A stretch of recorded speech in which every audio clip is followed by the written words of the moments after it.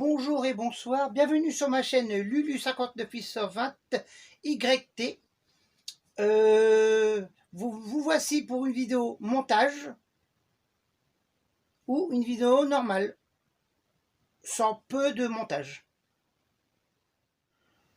Alors en ce jour, je vais faire le triage d'un achat que j'ai fait ces derniers mois. Je vais continuer le triage et là je suis en train de faire le tri de ceux qui vont aller dans ma collection personnelle et de ceux qui vont partir en double.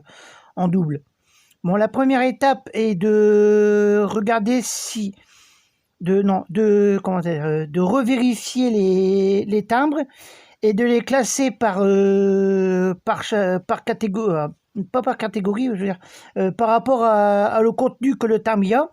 Puis s'il y a des doubles, séparer celles que je vais conserver et celles qui vont partir en double.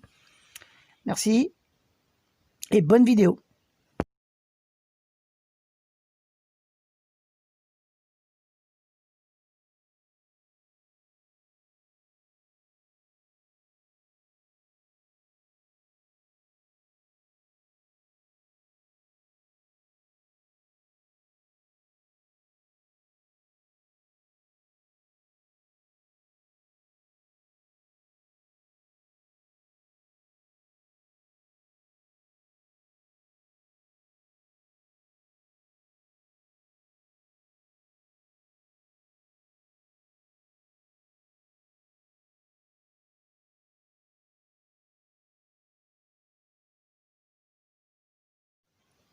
Donc voici quelques infos aussi sur le triage.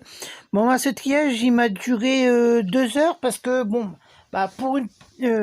pour commencer, comme vous pouvez voir, je les ai stockés dans des pochettes comme je pouvais. Alors comment dire, il faut d'abord prier une première fois et recompter les doubles. Et après, les remettre dans des pochettes parce que ça sera plus facile à, à répertorier. Surtout quand vous avez 6, 8 doubles du même timbre. Alors, c'est quand même plus facile à trier. Donc, voilà le premier passage. Bon, je parle pas beaucoup, mais bon, je suis besoin de beaucoup de concentration. Bon, au niveau de l'éclairage, j'ai fait ce que j'ai pu. Donc là, c'est le début, hein, vous allez voir. En termes de timbres, moi, j'ai dû récupérer au moins bon 200 timbres pour ma collection personnelle. Et en double, sur les affranchissements, il faut compter aussi entre 200 et 300 timbres de double.